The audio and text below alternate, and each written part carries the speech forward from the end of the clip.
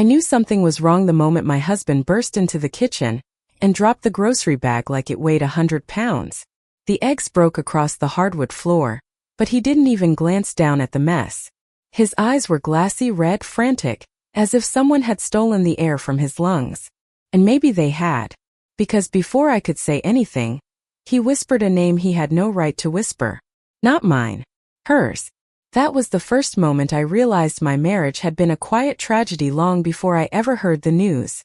It was a Thursday morning in upstate New York, rain tapping against the window like nervous fingers, the smell of coffee filling the house I thought we had built together on love.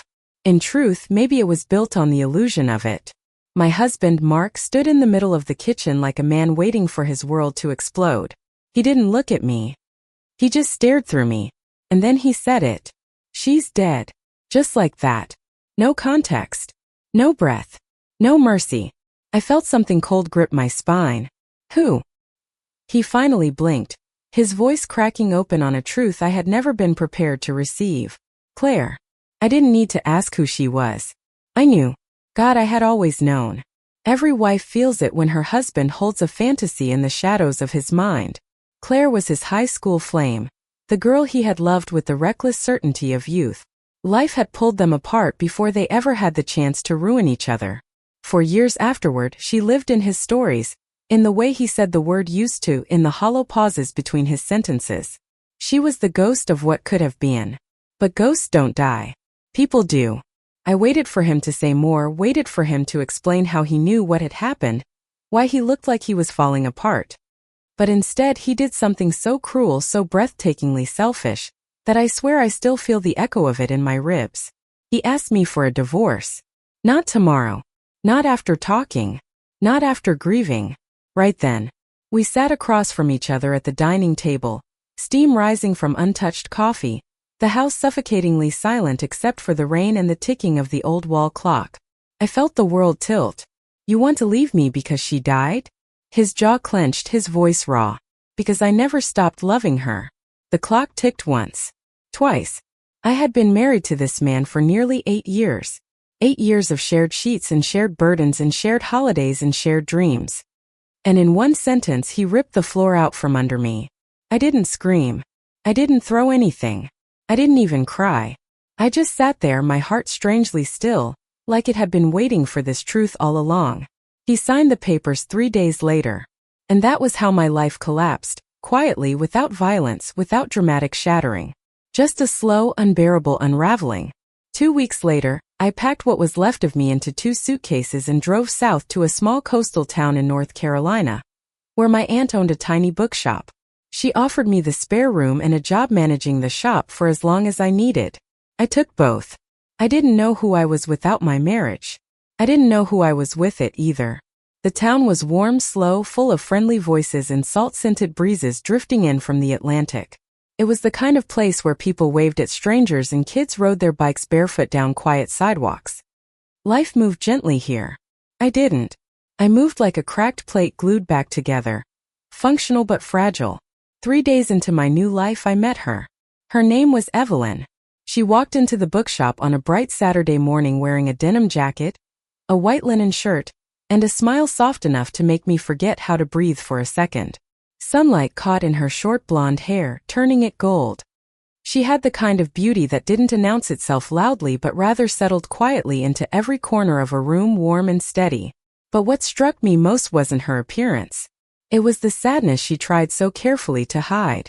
Her gaze skimmed across the shelves with purpose, but something about her expression felt fragile, as if she had been carrying grief in her pocket for far too long. She asked me where the poetry section was, and when she smiled politely, I caught a faint tremble in it. Right this way, I said, my voice embarrassingly soft. She followed me, her presence warm, her steps quiet. When she stood close enough that I could smell the faint scent of sea salt clinging to her jacket, I felt my stomach flutter in a way it hadn't in years. And not for a man. For her. She ran her fingers along the spines of the poetry books with a gentleness I envied. People who touched books like that were usually carrying stories of their own. She chose a collection by a lesser-known queer poet and hugged it to her chest, as if she didn't want to risk losing it. Or maybe she was afraid of losing something else entirely. Are you visiting or do you live here? I asked. Her eyes met mine, unexpectedly direct, unexpectedly deep. I moved here 2 months ago, she said quietly. Trying to start over. A jolt went through me. The same words I had been telling myself. Instead of asking the hundreds of questions rising inside me, I simply said, me too. Something shifted then, subtle but unmistakable. A flicker of recognition. A small unspoken truth that passed between us. 2 women learning to rebuild. She came into the shop the next day. And the next. And the next. Sometimes she bought books. Sometimes she bought nothing at all. Sometimes she stayed for hours sitting at the small cafe table by the window, reading in silence while sipping chamomile tea. Sometimes she talked to me. Those were my favorite days. She had a voice that could soothe thunderstorms. Every time she spoke, I felt something inside me loosen, breathe, thaw. One afternoon, as rain streaked across the windows outside, she finally asked what had brought me to this little town. The truth slipped out before I even realized I was saying it. My husband left me. Her eyes softened. I'm sorry, she whispered. I forced a bitter smile. Don't be. He was never really mine to begin with. She didn't pry. She didn't offer clichés or pity. She simply looked at me with an understanding I didn't know I needed. What about you? I asked. And Evelyn did something I never expected. She told me the truth. My wife died last year. Everything in me stilled. Not her partner. Not her girlfriend. Her wife. She said it softly, like the word itself was a wound. I felt the realization bloom inside me slowly, gently, like a warm tide pulling at the edges of my heart. She had loved a woman. And lost her. I had lost someone too, though not to death, but to a truth so cruel it might as well have been. We were both women cut open by grief. We were both searching for someplace to heal. We were both hiding pieces of ourselves from the world. And maybe, without realizing it, we were slowly finding those pieces in each other. In the quiet of the bookshop, with rain tapping softly against the windows and the smell of old pages surrounding us, something fragile and impossibly important began to grow between us. Not love. Not yet. But the faintest spark of possibility. A start. A breath. A light. A reason to keep going. A reason to hope again. And maybe, if the universe was kind, the beginning of something that could rewrite the endings we both thought we were doomed to live with. The next few weeks unfolded with a kind of gentle inevitability, as if the universe had begun nudging Evelyn and me toward each other inch by inch. I didn't question it. Maybe I should have, but I was too exhausted from the ruins of my old life to reject the small, fragile warmth she offered me simply by existing in my orbit. I started recognizing the sound of her footsteps when she entered the bookshop. Light. Measured. A little hesitant, like she wasn't sure she deserved to take up space. I understood that feeling too well. Sometimes she'd bring pastries from the local bakery and share them with me during slow afternoons. Sometimes she'd ask about the books I loved most. Sometimes she'd sit close enough that our shoulders brushed by accident and she would pull back quickly, as if the touch startled her. Startled me too. Mostly because a part of me wanted it to happen again. One evening the bookshop was nearly empty. My aunt had gone home early. The autumn sun was beginning to drift down behind the coastal rooftops, flooding the shop with amber light. The air was warm, thick with the scent of cinnamon from the cafe next door. I was shelving new arrivals when I turned and found Evelyn leaning against one of the wooden shelves, watching me. Her expression was unreadable at first. Then it softened like it always did when she let her guard down. "Can I help?" she asked. "You don't work here," I said, laughing softly. She shrugged. "I don't mind pretending." I handed her a small stack of books. Philosophy section, top shelf. She took them with both hands like I had given her something delicate. Something important. Evelyn was tall enough to reach the top shelf without help. I wasn't. I watched the way she stretched up, her shirt lifting just slightly to reveal a hint of skin, her movements graceful in a way that made my heartbeat quicken, a way no one's presence had affected me in a long time. When she finished, she lingered beside me instead of stepping away. "You seem lighter," she said quietly. I blinked. I hadn't realized it. "Do I?" "Yes. Like you can breathe again." I opened my mouth to respond, but a lump formed in my throat. Her words felt too kind, too perceptive. Like she saw right through the cracks I tried so hard to hide. She stepped closer, lowering her voice. You know, it's okay to start over. Even if you don't know what starting over looks like yet. Her words hit me deeper than she probably intended. I looked at her, really looked. Her green eyes held sadness, but not the kind that pulled you down. The kind that recognized your suffering and stood beside it. And suddenly, I felt the strangest urge to tell her everything. About the betrayal. About the divorce. About the months I spent convincing myself I wasn't enough. But I didn't want to drown her in my grief. Instead, I said the first honest thing that rose up inside me. Being around you helps. Her expression flickered. Something warm. Something shy. Something almost fearful in how vulnerable it made her. She opened her mouth, maybe to thank me or deflect, but the door chimed as a couple walked in, laughing loudly. The moment broke. Evelyn stepped back. I did too. And the silence between us returned, not uncomfortable, just heavy with all the things we didn't say. That night, I lay awake in my tiny room above the shop, listening to the distant sound of waves hitting the shore. My mind drifted to Evelyn. Her voice. Her smile. The quiet grief in her eyes. And the way my chest tightened when she stood too close. I had never felt that for a woman before. Or maybe I had, in small hidden ways I never dared name. But for the first time in years, the ache in my chest wasn't only pain. It was possibility.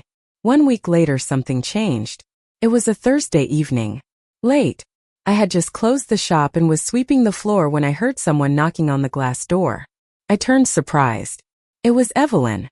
Her hair was windswept. Her cheeks flushed like she'd been crying or running or both. She looked lost. Raw. Like she had been holding herself together with trembling hands and finally couldn't anymore. I hurried to unlock the door. Evelyn, what happened? She stepped inside, and the moment the door closed behind her, she exhaled shakily. I'm sorry, she said. I didn't know where else to go. You can always come here, I said. My voice was firmer than I expected. Like I needed her to believe it. Her eyes glistened.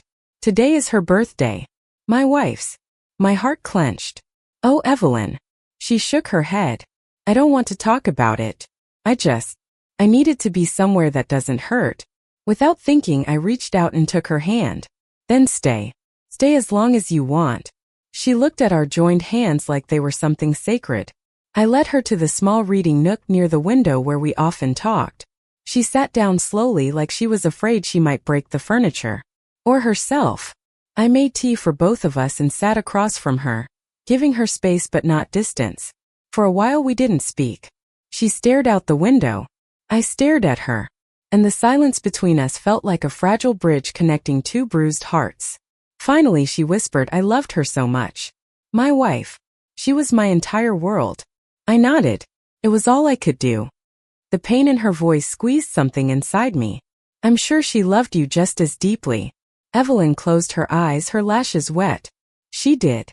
I know she did. But knowing doesn't make missing her hurt any less. I swallowed hard, feeling her grief ripple through the room. You don't have to be okay right now. She looked at me, then really looked. The way you say things. It makes me feel like I'm allowed to breathe. My chest tightened. You are.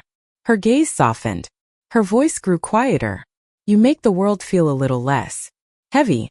I felt a warm, rising ache in my throat. You do the same for me. Evelyn's breath hitched almost imperceptibly. And in that tiny, suspended moment, something shifted, something fragile, irreversible, terrifying. She reached out and gently brushed a stray strand of hair behind my ear. The movement was soft, hesitant, barely there. But my entire body reacted to it. Her fingers trembled. I'm sorry, she whispered. I didn't mean to. I shook my head immediately. It's okay. Really. She withdrew her hand slowly, her eyes searching mine with careful uncertainty. I don't know what I'm doing lately. I don't know what's right or wrong. I reached for her hand again, not thinking, not analyzing, just following the pull inside me. This time, she didn't pull away. Maybe it doesn't have to be right or wrong, I said softly. Maybe it just has to be honest. Her breath caught. Honest. I squeezed her hand gently. Yeah. She looked at me like she was memorizing the moment. My face. My voice. The space between us. Her grief didn't feel like a wall. Felt like a door. One she wasn't sure she wanted to open, but one she wasn't ready to walk away from either. When she finally stood to leave, she hesitated at the door. Can I come by tomorrow? She asked, her voice small. Come by every day, I said. If you want. The shy smile that curved her lips was the most beautiful thing I had seen in a long time. Thank you. After she left, I locked the door and leaned against it, my heart pounding harder than it had in months. Maybe years. I wasn't naive enough to call it love, but it was something. Something real. Something alive. Something that made me want to wake up tomorrow. The next morning, she returned before the shop even opened. She brought me coffee. She brought herself. She brought the fragile beginning of something neither of us dared name yet. And like the tide against the shore, she slowly, steadily began changing the shape of my world. Days turned into weeks. We spent mornings talking quietly over steaming cups of coffee. We spent afternoons walking along the beach, our feet sinking into the cool sand, our shoulders brushing in ways that made the air feel too warm. We spent evenings sharing stories we had never told anyone else. I learned she used to paint. She learned I used to write. I learned she slept with the bedroom light on now because darkness made her remember the hospital too vividly. She learned I kept my wedding ring tucked into the back of a drawer because throwing it away made me feel too cruel, and keeping it made me feel too weak. Her grief softened slowly. My wounds healed quietly. And somewhere in between, the distance between us grew smaller and smaller until it felt like we were orbiting each other without meaning to. One night, after a long walk along the pier, she stopped suddenly and looked out at the dark water. It scares me, she whispered. What does? I asked.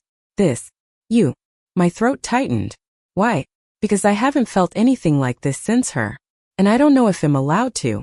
I stepped closer. Close enough to feel the heat from her skin. Close enough to see the fear and hope tangled in her eyes. Maybe we're both allowed to feel something new, I said. Her breath trembled. What if I break your heart? Then let's both be gentle, I whispered. She looked at me like my words cracked something open inside her. And then she said, Can I hold your hand? My heart ached beautifully, painfully. Yes. I reached for her first this time. Her fingers slid between mine, warm and trembling. And for the first time since everything fell apart, I felt whole. Not healed. Not fixed. Just whole enough to imagine a future that didn't hurt. We stood there for a long time. Hand in hand, the ocean singing softly beneath us, the world quiet except for the steady drum of possibility. Neither of us spoke. We didn't need to. Something had already changed. Something had already begun. The first time Evelyn invited me to her home, it was a quiet Sunday afternoon. The sky was pale blue, the breeze warm, and the world felt softer than usual, as if it understood something fragile was about to unfold. Her house sat near the edge of town, a modest white cottage with a green door and a porch filled with potted herbs. When she opened the door, she looked nervous in a way that made my heart flutter. I'm warning you, she said with a shy smile, it's nothing special. But it was. It was cozy and warm, filled with the faint smell of paint and lavender. Art supplies were scattered across a table, and canvases leaned against the walls.